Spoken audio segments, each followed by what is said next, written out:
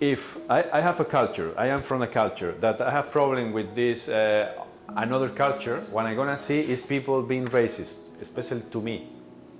Because in me, I have some problems with this culture or with kind of race, you understand?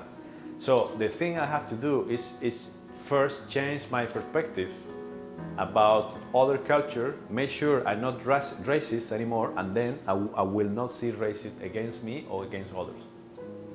That's what we call be responsible, right?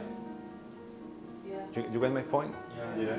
It's like if you see people who are racist against you or against others, it's because in you there is some racist ideas. Yeah. For example, if I say I love everybody except racist people, what I'm doing right now? Giving them so much power, Yeah. and everybody all of a sudden starts to be more racist.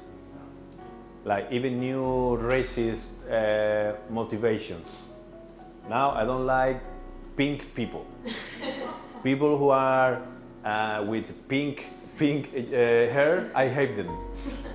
Because you're creating more racist movements because you don't want them. What is the cure? Love. Can you love racist people? Yes. Once you love them, they start to dissolve.